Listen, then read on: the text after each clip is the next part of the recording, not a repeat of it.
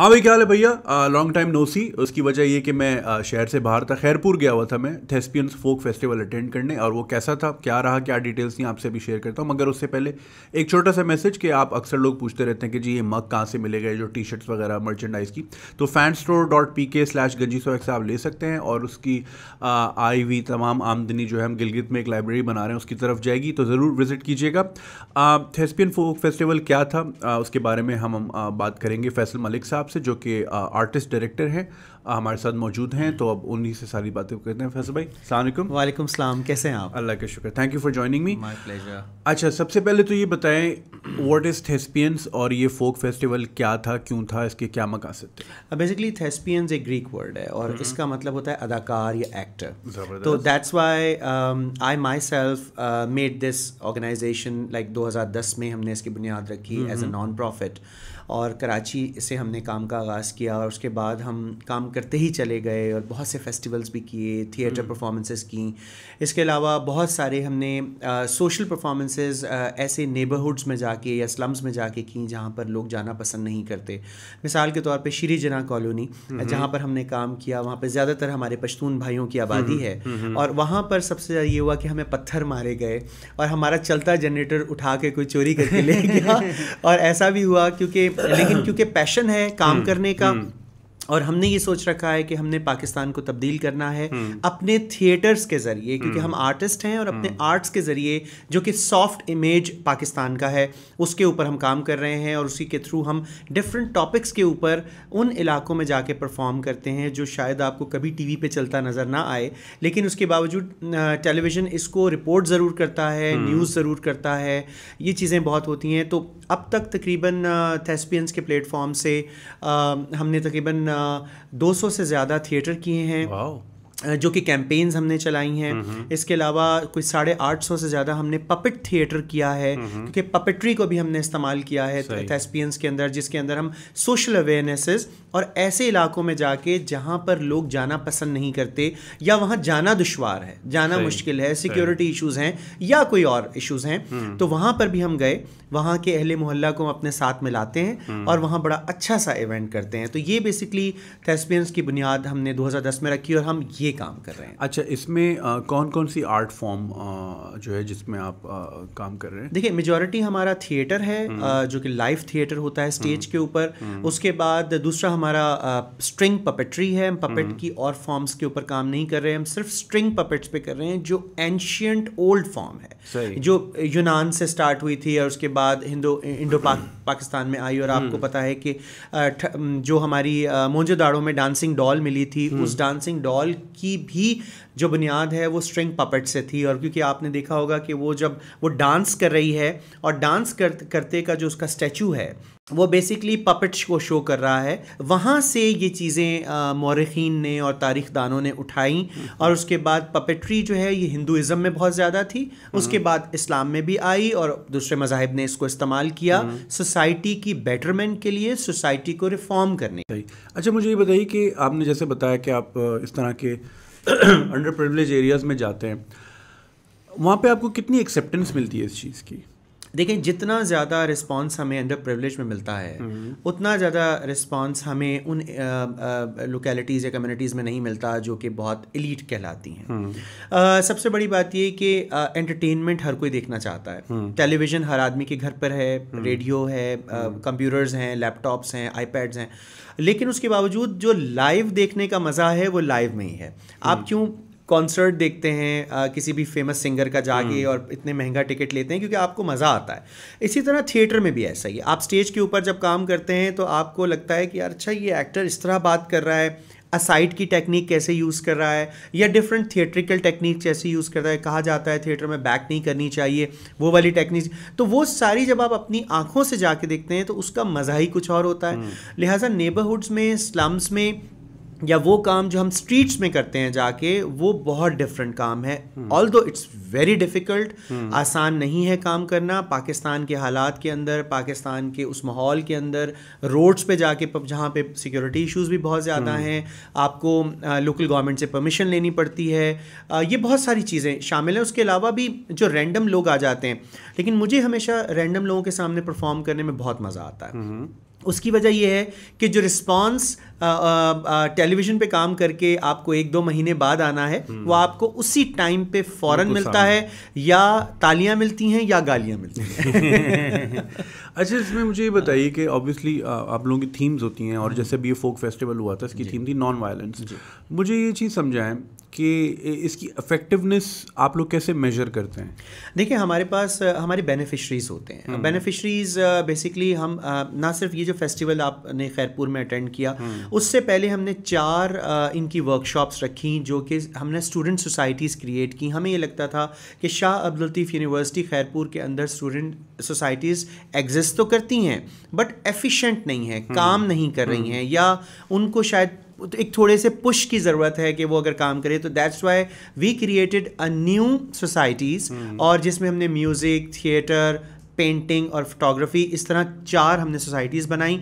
बहुत कामयाबी से चले वो बच्चे। आज भी जो ट्रेनर्स हमारे इंटरनेशनल रिनोन ट्रेनर्स थे, उनके साथ व्हाट्सएप ग्रुप के ऊपर उन्होंने आ गए और बड़े कांटेक्ट में रहे, और उन्होंने अपना काम डिस्प्ले किया। एक तो ये हमारी सक्सेस है कि हम उनको आर्ट फॉर्म की तरफ लेकर आए और हमने एक्सट्रीमिज़म से उनको निकालने की भरपूर कोशिश की। दूसरी बात ये है कि वो ऑडियंस जो जमशेद साबरी ब्रदर्स की कवाली सुनते रहे या उस पे झूमते रहे, या उसके अलावा निघत चौधरी के कथक डांस पे काम किया उन्होंने, देखा उन्होंने, या वाहिद अलन फ़कीर या कृष्ण लाल भेल का राजस्थानी चोली डांस, ये चीज़ें छोटी नहीं हैं। मटका डांसेस थे, ड्रम्स थे, ढोल परफॉर्मेंसेस थी। आज़ाद कश्मीर से आया हुआ आज़ाद कश्मीर कल्चरल बोर्ड का ग्रुप था ये, और उसके अलावा जो वहाँ पे श्राइन्स हैं सिंध के बड़े बड़े, जैसे सचल सरमस श्राइन है, शाह अब्दुल लतीफ़ भिटाई का है, लाल शहबाज कलंदर है, कोट मिठन शाह वाले हैं। ये सारे वो लोग थे जो इस्लाम में अमन और टॉलरेंस का दर्ज देते हैं। उनको वहाँ बुलाने का मकसद, और उन्होंने बड़े हैप्पीली हमारे इनविटेशन को एक्सेप्ट किया और वहाँ आए, और जिस तरह उन्होंने सेशंस किए और लोगों से घुल मिल गए, ये वहाँ पर आम तरीके से नहीं होता। हमें ये बताया गया कि जो मुख्तलिफ श्राइन्स पे मेले होते हैं वो भी 3 दिन से ज़्यादा के नहीं होते, और हमारा 4 दिन का फेस्टिवल था। तो ये भी उन लोगों ने बताया कि इस पर भी आप सबकत ले गए हैं कि आपने बहुत लॉन्ग ड्यूरेशन इसको रखा। इसकी ओपनिंग और एंडिंग सेरेमनी बहुत अच्छी हुई। ओपनिंग सेरेमनी में मेजर जनरल जनाब ताहिर हमीद साहब आए हुए थे जो 16 डिवीज़न के हैं और पन्नू आकिल से थे। उसके अलावा एंडिंग सेरेमनी में जो मेंबर ऑफ प्रोविंशियल असम्बली है सिंध के मुनव्वर वसान साहब, उन्होंने एंडिंग सेरेमनी में और बीच में भी 1-2 दिन हमें टाइम दिया। तो ये सब उस बात की दलील है। स्टूडेंट्स का फीडबैक हमें ये आ रहा था कि सर यकीन जानिए कि डिकेड्स में हमने ऐसा इवेंट खैरपुर या सक्खर में नहीं देखा। ये बहुत बड़ा कॉम्प्लीमेंट है। डिकेड्स की बात हम कहते हैं, चलो 2 साल में नहीं देखा, 4 साल में नहीं, वो डिकेड्स की जब उन्होंने बात की तो मुझे अंदाज़ा हुआ कि यार ये तो बहुत बड़ी एक कॉम्प्लीमेंट है। इतना डिप्राइव्ड है, बहुत डिप्राइव एरिया है। ऐसा नहीं है कि वो तरक्की याफ्ता एरिया नहीं है, गवर्नमेंट ने वहाँ पे काम करवाया है, वहाँ ब्रिजेस हैं, वहाँ रोड्स हैं, इंफ्रास्ट्रक्चर है, यूनिवर्सिटी इटसेल्फ बहुत अच्छी है, लेकिन उसके बावजूद इस तरह की जो चीज़ें हैं उसकी बहुत कमी थी। दैट्स वाई हमने फाइनलाइज किया कि हम खैरपुर में इस दफ़ा करें। लोग बार बार आके पूछते थे कि वाई खैरपुर, आपने ये सवाल मेरा भी था। Exactly of all the places why Khairpur, क्योंकि मुझे ऐसा लग रहा था कि खैरपुर एक हमारी रियासत भी रही थी पाकिस्तान बनने से पहले, और उसके बाद वो पाकिस्तान में शामिल हो गई। वहाँ फैज़ महल है, वहाँ के जो नवाब हैं वो अभी तक हयात हैं माशाल्लाह। तो ये सारी जो चीज़ें हैं ये वो ख़ुद बड़े हैरान हो रहे थे कि ये चीज़ें यहाँ पर आई, क्योंकि कभी भी गवर्नमेंट लेवल पर इन चीज़ों को इतना ज़्यादा सराहा नहीं गया या प्रमोट नहीं किया गया। तो लिहाजा वी आर नॉन प्रॉफिट और हम काम वहाँ करना चाहते हैं जहाँ उसकी बहुत ज़रूरत है। और जैसे आपने बोला कि 2 चीज़ें, एक तो ये कि जैसे आपने बताया कि आज़ाद कश्मीर का भी ग्रुप आया हुआ था और दूसरे इलाकों से भी लोग आए हुए थे। इन माय ओपिनियन इस तरह के इवेंट से होता ये है कि जब डिफरेंट इलाकों के लोग आके मिलते हैं, कोलैबोरेट करते हैं, तो वो जो एक आपकी परसेप्शंस बने हुए होते हैं exactly. वो बड़े डिटर होते हैं बहुत ज़्यादा इस तरह के इवेंट्स की वजह से। और दूसरी चीज़ ये कि देखें, ये मैंने भी एक चीज़ नोटिस की थी। मैं वियना में ट्रैवल कर रहा था, मैंने वहाँ एक देखी थी, छोटी सी म्यूज़ियम थी। एक साहब थे, उनको स्केट बोर्डिंग का शौक़ था और वो फिर फौत हो गए थे, तो उनकी याद में बच्चों ने एक म्यूज़ियम बनाई थी और वहाँ पे बच्चों को 15 यूरो में जितना डांस करना है करो, जितना स्प्रे पेंट करना है करो, या जितना जो है रोलर ब्लेडिंग करनी है करें। वो एक सेंटर था यूथ के लिए। तो मैंने वहाँ बैठ के यही चीज़ नोट की कि देखिए यूथ जो होती है ना बड़ी एनर्जाइज्ड होती है, उसको बस कहीं ना कहीं कुछ करना है, कीड़ा होता है बिल्कुल बिल्कुल। तो ये आपके ऊपर होता है या सोसाइटी के ऊपर या फिर जो है गवर्नमेंट के ऊपर कि वो इनकी जो एनर्जीज जो हैं कहीं ना कहीं, भाई देखिए घरों में क्या हो रहा था कि बच्चे को इतना थका दो सो जाए, हाँ, तंग ना करे, बिल्कुल ऐसा। तो वहाँ पे उन्होंने, मैंने ये चीज़ नोट की यार ये जो एज ग्रुप है अगर इनको इस चीज़ों में ना थकाएं तो ये ड्रग्स की तरफ भी जा सकते हैं, ये और दूसरी रिस्की बिहेवियर में भी जा सकते हैं, एक्सट्रीमिज़म वहाँ भी है किसी एक हद तक, ठीक है ना। तो यही आई थिंक कि हमारे यहाँ भी यही जो आपकी जो काविश रही है वो यही है कि जो नौजवानों को उन एक्टिविटीज़ में उनका रुझान बढ़ाया जाए, थिएटर हो गया, आर्ट हो गया, कि उनकी एनर्जीज जो है यहाँ पे इस तरफ लेकर कि कोई और उनको मैनिपुलेट ना कर सके, एग्जैक्टली गलत रास्ते पे ना ले सके। एग्जैक्टली।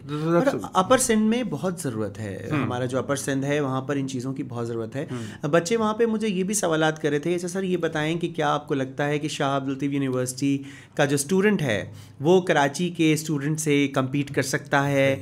तो मैं उन्हें बार बार कहता था क्यों नहीं कर सकता, बिल्कुल वो कर सकता है, उसके पास भी वही दिमाग है जो कराची के स्टूडेंट के पास दिमाग है, वो कर सकता है, लेकिन उसके बावजूद बस उसको थोड़ी अपनी स्किल्स को शार्पन करना है, उसको थोड़ा सा और ज़्यादा हार्ड वर्क करना है। यूनिवर्सिटीज़ ख़राब नहीं होती, टीचर्स ख़राब नहीं होते, वो बहुत अच्छे होते हैं और वो बहुत ही दिल से आपको पढ़ा रहे होते हैं, लेकिन उसके बावजूद अगर स्टूडेंट खुद ही ना करना चाहे तो फिर तो ज़ाहिर है इस तरह का मसला आता है। आप घोड़े को पानी तक ले जा सकते हैं, पीना तो घोड़े पीना नहीं। अच्छा, आपने आप खाली सिंध पे फोकस कर रहे हैं या आपने और दूसरे एरियाज में भी गए? नहीं जुनैद, हमने पूरे पाकिस्तान में काम किया है।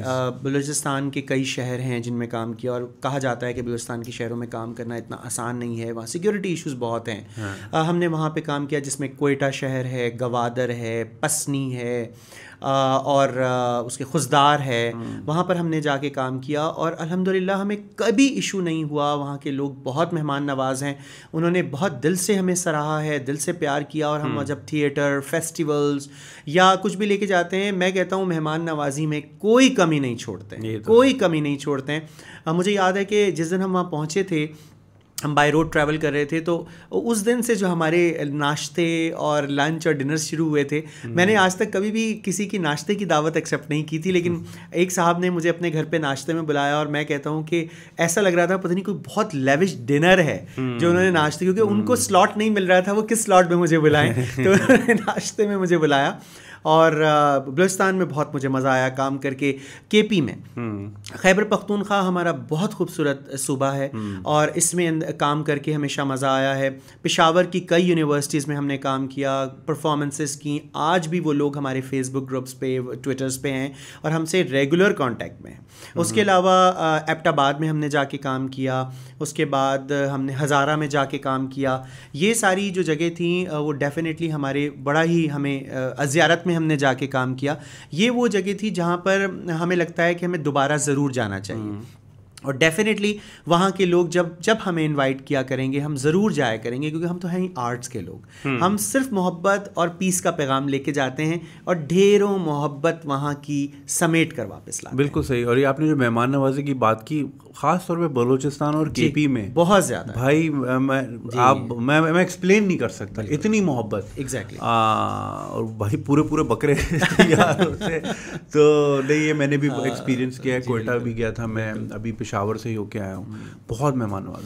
अच्छा, एज एन आर्टिस्ट डायरेक्टर आप मुझे ये बताएं, हम जैसे हम लोग जो हैं over the course of the past 30 years हम लोग बहुत ड्रिफ्ट हो गए आर्ट सीन से। एक ज़माना था पाकिस्तान में आर्ट वाज ब्लॉसमिंग, मतलब हर किस्म का फाइन आर्ट्स हो गया, थिएटर हो गया, टीवी हो गया, म्यूज़िक हो गया, हर चीज़ में we were on top of the game. फिर वो इस्लामाइजेशन हो गई हमारे मुल्क की और हर चीज़ हराम हो गई। तो और वो एक 30 साल की अब एक पूरी जनरेशन है। देखिए फैसल साहब, मैं और आप तो हैं, हम उस जनरेशन के भी हमने सम्राट देखे हैं और फिर हमने ये वाले भी देखे हैं, ठीक है ना। So we have a comparative analysis to make. मगर ये जो अभी की यूथ है, आपके जो स्टूडेंट्स हैं माशाल्लाह, जो प्यारे से वॉलंटियर्स भी हम आपके साथ हैं, ये जो यूथ है इन्होंने यही माहौल देखा है, they haven't seen the other side of it. वो ज़ियाउल हक का टाइम जब थिएटर लोगों के घरों के लॉन्स में हुआ करता था, मुझे अंदाज़ा है जब ज़िया साहब का टाइम था, हमारे टीचर्स ने हमें पढ़ाया और मैंने खुद थोड़ा सा ऑब्ज़र्व किया, मुझे यही लगता था कि उस वक्त जो सिनेमा हाउसेस बंद हुए लाहौर में, सिर्फ लाहौर में 66 सिनेमा हाउसेस थे जिनको बंद किया गया। और लाहौर ज़ाहिर है शुरू से ही कल्चरल एक हब रहा है पाकिस्तान का। अब ऑल्दो के media, electronic media Karachi move हो गया है, लेकिन उसके बावजूद लाहौर स्टिल बहुत सा कल्चरल हब है। वहाँ पर जो चीज़ें हैं वो कराची को देखने में नहीं मिल, वहाँ पर जो चीज़ें हुई वो सिर्फ़ और सिर्फ इसी वजह से हुई। कहा ये हमारे साथज़ा कराम ने हमें यही बताया और हिस्ट्री भी कहती है कि ज़िया साहब के दौर में ये चीज़ें बहुत ज़्यादा मान पड़ गईं, ये चीज़ें नहीं होना शुरू हुई। और ऐसे बहुत से वाक़यात हैं जो जिससे ये शो होता था कि ज़ाहिर है उस वक्त की गवर्नमेंट इस चीज़ को पसंद नहीं करती थी। उसके बाद जब बेनज़ीर भुट्टो साहिबा की गवर्नमेंट आई थी, माशाल्लाह का दौर ख़त्म हुआ था, उसके बाद ये चीज़ें फ्लॉरिश हुई, चीज़ें आगे गईं।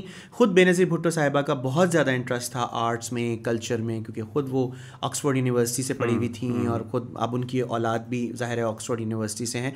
तो ये सारी चीज़ें आती ही सिर्फ इसलिए हैं कि जब आप में ये एक्सपोजर आप लाना चाहें कि आप कैसे एक्सट्रीमिज़म से अपने मुल्क को निकाल सकते हैं। इमरान खान साहब भी इवन यही कहते हैं कि टूरिज़म बढ़ाओ, टूरिज़्म बढ़ेगा, बाहर के लोग आएंगे, वो आपका रियल फेस देखेंगे। और जब देखना ही कुछ नहीं है तो वो बस फिर वीलॉग्स और ब्लॉग्स के ऊपर ही वो देखेंगे बैठ के पूरी दुनिया में, यूट्यूब्स के ऊपर, तो वो उतना इम्पैक्ट नहीं होता जितना वो खुद एक्सपीरियंस करके आए। ये है ट्रू। मेरा सवाल ये है कि अब जैसे मैं ये जो एक जनरेशन है जो अभी 20 साल की है या 24 साल की है, जिसने अब जैसे आपने बेनज़ीर और उनके औलाद की बिलावल वगैरह की मिसाल दी, दे आर इंडिविजुअल्स और वो एक बहुत माइन्यूट सा एक परसेंटेज है, the privilege ones who got to see the other side of reality. मगर जो एक हमारा मेजर चंक है जिसने सिर्फ देखा ही ये है, तो उसको एक्सेप्ट करवाना कितना बड़ा चैलेंज। देखें, मुझे लगता है कि आर्ट्स को हमने दो हिस्सों में डिवाइड कर दिया है। मिसाल के तौर पे एक आर्ट्स की जनरेशन और एक non arts generation. Non arts generation जो है वो पसंद तो सब करती है, मतलब वो कोई डॉक्टर है, कोई इंजीनियर है, कोई आईटी एक्सपर्ट है या कुछ और, कोई मेडिसिन में है, वो पसंद सब करते हैं, लेकिन उनका मेजर क्योंकि वो है तो वो उससे दूर हैं। जो आर्ट्स वाले हैं वो फुली आर्ट्स में लग रहे हैं। तो मैं समझता हूँ कि अब क्योंकि सोशल मीडिया ने जो अवेयरनेस दी है हमारी जनरेशन को और बल्कि पूरी दुनिया में दी है, उसने बहुत ज़्यादा उस खला को पुर किया है, नॉन आर्ट्स वाले खला को, जो एक बहुत बड़ा गैप था। जो इवन आप ये देखें, आप हम में देखें और हमसे 10 साल छोटे या 15 साल छोटे जनरेशन को देखें, बहुत फ़र्क है उसमें, उसकी सोच में फ़र्क है, उसकी सोशल मीडिया यूज़ करने में फ़र्क है। हम उस तरह नहीं यूज़ कर रहे हैं जिस तरह वो यूज़ कर रहे हैं। इवन आज से कुछ साल पहले मैं कुछ सोचता था, मैं कहता था अच्छा मैं किससे पूछूं कि फ़लाँ फ़लाँ का मतलब क्या है या फ़लाँ फ़लाँ चीज़ क्या होती है। तो इवन मुझे याद है कि मेरे एक स्टूडेंट आया कि सर आप परेशान क्यों हो रहे हैं, आप गूगल करें ना। अच्छा, मैंने कहा हाँ यार, ये तो मैंने सोचा ही नहीं था कि I have my cell phone, मेरे पास इंटरनेट है, तो मैं गूगल क्यों नहीं कर सकता। तो फिर कुछ साल पहले से फिर मेरी ऐसी आदत बनी कि मैं जो सोचता हूँ मैं गूगल करता हूँ, जो सोचता हूँ, और उससे मालूमात में इजाफा होता है। तो ये खला मैं समझता हूँ कि नई जनरेशन ने भरा है, और नई जनरेशन जिस तरह मेहनत से इसके ऊपर काम करती रहेगी, हम समझते हैं हम इस टेक्नोलॉजी में बहुत आगे जाएंगे। हाँ, I think I agree with you, क्योंकि ये सोशल मीडिया ने वाकई जो है एक होराइजन खोला है, क्योंकि जो प्रिंट मीडिया हो गया, टीवी इलेक्ट्रॉनिक मीडिया हो गया, वो एक इतना कंट्रोल्ड है, बिल्कुल, और उसमें इतनी सेंसरशिप है कि बस जो दिखा रहे हैं वही देखना है। मगर social media has open an horizon, exactly, कि आप ऑमलेट से लेके रॉकेट कैसे बनाना है सब यूट्यूब पर है, ठीक है ना। तो उसने बड़ा जहन खोला। आप पाकिस्तान में आर्ट सीन का क्या फ्यूचर देखते हैं? देखिए, बहुत ब्राइट फ्यूचर है, बहुत ब्राइट फ्यूचर है, अनटिल अनलेस कि हमारे पेरेंट्स अब एक्सेप्ट करना शुरू हो गए हैं कि उनकी औलाद को arts, media sciences, painting, photography, videography पे जाना चाहिए, क्योंकि अब आने वाला दौर यही है। अब वो दौर नहीं रहा डॉक्टर इंजीनियर वाला, एग्जैक्टली वो टाइम नहीं है। इवन मुझे पता चला कि कराची की यूनिवर्सिटी है, वहाँ से स्टूडेंट ग्रेजुएट होकर इंजीनियरिंग यूनिवर्सिटी से निकला और उसने कहा सर मुझे 3000 सैलरी ऑफर हुई। मुझे इतना दुख हुआ, 3000 रुपये सैलरी ऑफर। मैंने कहा स्टेक नहीं होता, मैंने यही बोला, मैंने कहा किसने तुम्हें ये ऑफ़र की है? तो फिर उसने नाम नहीं मुझे उस कंपनी का बताया, कह रहे सर ये तो हमारी हालत हुई हुई है, हम इंजीनियरिंग इतने थोक के हिसाब से निकल रहे हैं, डॉक्टर इतने थोक के हिसाब से निकल रहे हैं, तो क्यों ना नई चीज़ों की तरफ आया जाए। जिस पे आप पूरी दुनिया में जाएंगे, तो मुझे लगता है बड़ा ब्राइट फ्यूचर है। हमारी तमाम जनरेशन इसके ऊपर, पाकिस्तान की जनरेशन आ चुकी है। वो बच्चा जिसने इंटरमीडिएट या मैट्रिक किया है वो भी बेहतरीन सोशल मीडिया इन्फ्लुएंसर बन सकता है अगर वो थोड़ी सी मेहनत करे तो। सही, बिल्कुल। अच्छा, आपने अभी कह रहे थे कि आपने ऑल अक्रॉस पाकिस्तान इवेंट्स किए हैं और आप ये भी कहा कि लोग बुलाते हैं। So like what's the procedure? For example, अगर जैसे अभी हमारे व्यूअर्स पाकिस्तान के हर इलाके से देख रहे हैं, तो अगर वो आपको बुलाना चाहें कि आप अपना थिएटर या पपेट्री या जो है फोक या ड्रामा जो भी है वो लेके आप उनके इलाकों में हैं, सो व्हाट्स द प्रोसीजर? जी, उसका बहुत आसान प्रोसीजर है। हमारी वेबसाइट पे या सोशल मीडिया के थ्रू आप कांटेक्ट कर लें।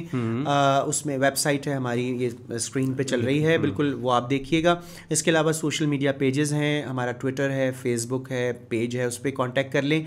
हम डिस्कशन कर लेंगे, हम देखेंगे कि पहले वो इंटरेस्टेड किस में है, क्या करवाना चाहते हैं, उनका इवेंट क्या है। उस हिसाब से हम कस्टमाइज थिएटर प्लेस बना सकते हैं, हम कॉमेडीज़ बना सकते हैं। ट्रेजेडीज़ लोग देखना पसंद नहीं करेंगे, लेकिन हम कॉमेडीज़ पे ज़्यादा काम करते हैं, वो होगा। हम फार्सेस बना सकते हैं, मेलो ड्रामास पे काम कर सकते हैं। इसके अलावा हमने बड़ा एक लोकल सा ओपरा भी डिज़ाइन किया हुआ है हम उस पर, जिसमें हम अपनी पाकिस्तान की फोकलोर्स दिखाते हैं। हीर रांझा है, सस्सी पुन्नू है, सोनी माहीवाल है, नूरी जान तमाची है, हमने रहमान बाबा पे काम किया केपी में। मतलब इस तरह की चीज़ें भी प्रेजेंट हो सकती हैं और बहुत ब्यूटीफुली कलरफुल इन्वायरमेंट में बहुत अच्छे म्यूज़िक के साथ, बहुत अच्छी पोइट्री के साथ परफॉर्म की जा सकती हैं, जो हम अक्सर करते रहते हैं। इसके अलावा हमारी थिएटर वर्कशॉप्स होती हैं, क्योंकि यंग जनरेशन के अंदर ये बहुत इशू है। वो कहते हैं सर हम पब्लिक स्पीकिंग में बहुत पीछे हैं, हम आई कांटेक्ट नहीं दे सकते, हमारे फेस एक्सप्रेशन सामने वाला क्यों इतनी जल्दी समझ जाता है। तो ये जो चीज़ें हैं, ये चीज़ें सिर्फ और सिर्फ थिएटर या मोटिवेशनल वर्कशॉप्स के थ्रू आप उस पर कंट्रोल हासिल कर लेते हैं। वो हम लोग देते हैं, मैं देता हूँ, मेरे साथ नौमान महमूद हैं मेरे एसोसिएट डायरेक्टर, वो देते हैं। हम लोग इसी तरह ट्रैवल करते हैं पूरे मुल्क में, जहाँ से भी इनविटेशन आता है, एक छोटी सी हमारी फ़ीस होती है, वो उनको पे करनी होती है। डेफिनेटली फिर हम वहाँ जाते हैं और वहाँ पे सब चीज़ें हो जाती हैं। अच्छा, ये तो हो गई कि इवेंट ऑर्गेनाइजेशन वाली साइड। बहुत से ऐसे बच्चे भी देख रहे होंगे इस वक्त जो अच्छा सिंगर होगा, अच्छा डांसर होगा या अच्छा एक्टर होगा।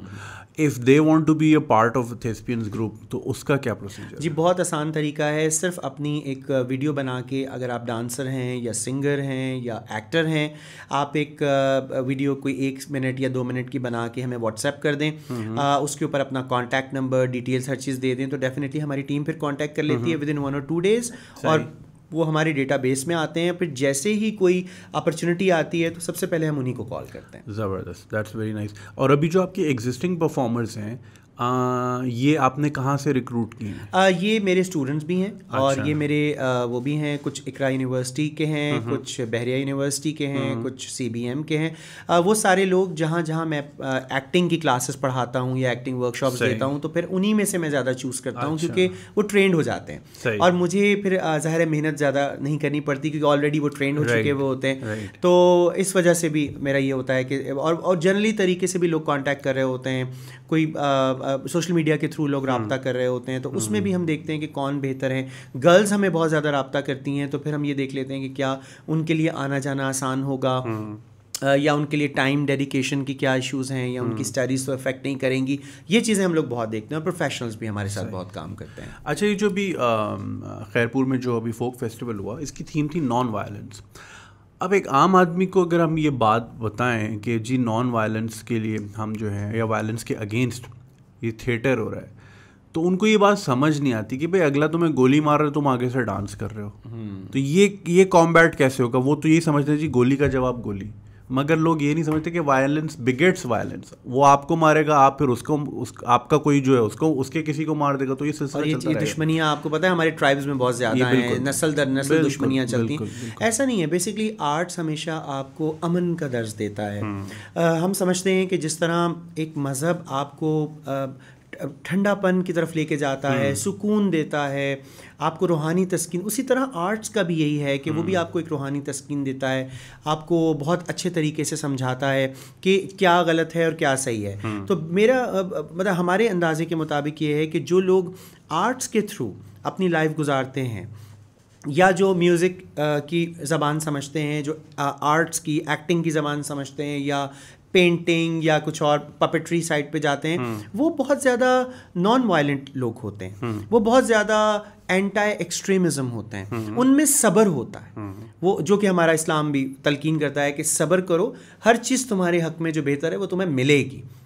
इसी तरीके से हम उनको समझाते हैं कि सब्र देते हैं, अमन का पैगाम आ जाता है, और जब वही चीज़ आप बड़े से बड़ा मैसेज आप थिएटर के थ्रू या फेस्टिवल के थ्रू या किसी भी आर्ट फॉर्म के थ्रू देखते हैं तो आप कहते हैं कि यार वो हमें इतनी बड़ी बड़ी बात हमसे कर रहा है। मतलब मिसाल के तौर पे मैं एड्स के मरीज़ों की बात करूँ, एक हमने थिएटर किया वो एड्स के मरीज़ों के लिए था, उसमें पूरी हमने एक स्टडी की और उसमें हमने 2-3 ऐसी स्टोरीज़ निकाली कि उनको एड्स क्यों हुआ और कैसे हुआ, उनकी आदत ऐसी क्यों थी।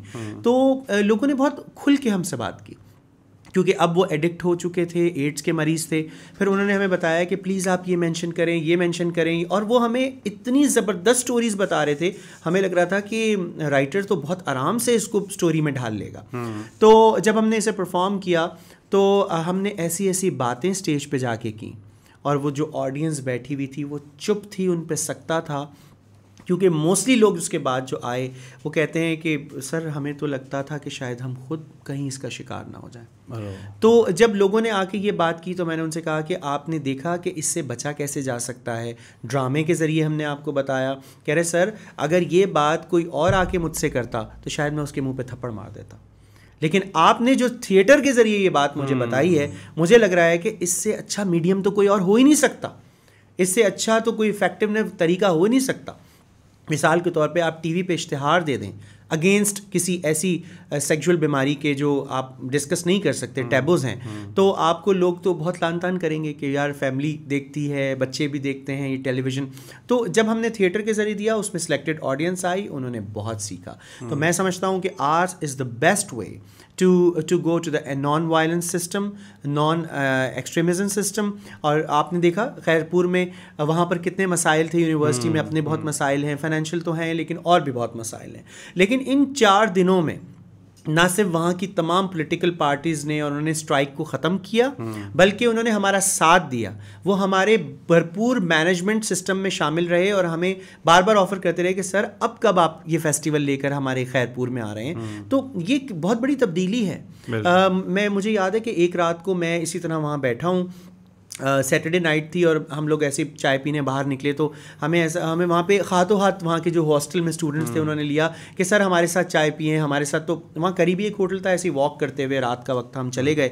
तो उन्होंने कहा कि सर आपको पता है ये वहाँ के पीपल्स पार्टी के स्टूडेंट फेडरेशन के प्रेसिडेंट हैं, और एक और साहब आए, उन्होंने बड़े अच्छे तरीके से आके बैठ, वो कह रहे हैं ये वहाँ पर तहरीक इंसाफ के स्टूडेंट्स के ISF के प्रेसिडेंट हैं। और फिर मुझे वहाँ के VC ने बताया अगले दिन कि सर आपको पता है आपने कितनी बड़ी हिस्ट्री बना दी। मैंने क्यों? कह रहे सर ये पॉलिटिकल पार्टीज़ के प्रेसिडेंट कभी एक टेबल पे नहीं बैठते हैं। वाह, ये तो बहुत बड़ी आपकी जीत है कि आप इस फेस्टिवल के ज़रिए उनके दिल में आपने जगह बनाई और वो आपके साथ एक टेबल पे बैठ के चाय पी रहे हैं और डिस्कशन भी कर रहे हैं और आपसे कह रहे हैं कि नेक्स्ट टाइम कब आएंगे। तो मतलब इट्स अ बिग अचीवमेंट, बहुत बड़ी बात है जो इस फेस्टिवल के ज़रिए। तो ये है वो पैगाम जो हम हर जगह लेके जाते हैं। वंडरफुल। नहीं ये तो मैंने भी चीज़ नोटिस की थी, एक तो आवाम का जो हुजूम था वहाँ पे, जितना रश था और जो ज़बरदस्त फीडबैक था, पीपल वर रियली एंजॉयिंग। और every day 7,000 people, every day 4 दिन का 30,000 लोग क्रॉस हुए हमारे। और 200 से ज़्यादा वॉलंटियर्स काम कर रहे थे, 200 से ज़्यादा फोक आर्टिस्ट थे जो पूरे पाकिस्तान से खैरपुर पहुँचे थे। उनका आना जाना रहना हर चीज़ हम मैनेज कर रहे थे।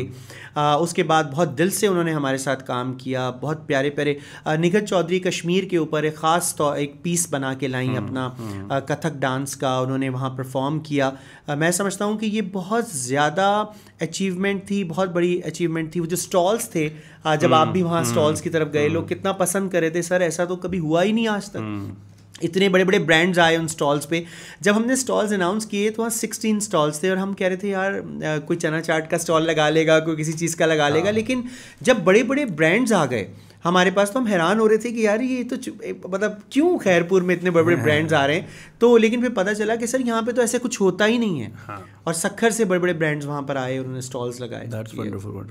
अच्छा फैसल साहब, मुझे ये बताएं, व्हाट्स द फ्यूचर ऑफ थेस्पियंस? मतलब आपका कोई कैलेंडर है, कोई इवेंट कैलेंडर जो मतलब आने वाले वक्तों में आप क्या देख रहे हैं? मतलब देखिए, हमारा अपना भी एक कैलेंडर बना हुआ है जो हम प्लान कर रहे होते हैं कि हमने साल में इतने फेस्टिवल्स करने हैं, या इतने थिएटर्स करने हैं, इतनी वर्कशॉप्स करनी है, या हमने पपेट्स को इस्तेमाल करते हुए किन एरियाज़ में कौन से मैसेजेस लेके जाने हैं। ये सब हमारा एक कैलेंडर तो है, लेकिन हम लोग ज़्यादातर इनवाइट बेस्ड भी होते हैं। जब लोग हमें इनवाइट करते हैं मुख्तलिफ प्रोविंसेस से, मुख्तलिफ शहरों से, या इवन कराची शहर से, तो हम डेफिनेटली वहाँ जाते हैं, वहाँ पर उनकी मर्ज़ी की चीज़ करने की कोशिश करते हैं जो वो चाह रहे होते हैं, उन थीम्स पे काम करते हैं। मिसाल के तौर पे एक अभी रिसेंटली एक प्लास्टिक इंडस्ट्री की एक बहुत बड़ी एग्जीबिशन एक्सपो में हुई, तो हमने उसके अंदर इनॉग्रेशन सेरेमनी में उन्होंने हमसे कहा कि आप 10 मिनट में क्या कर सकते हैं।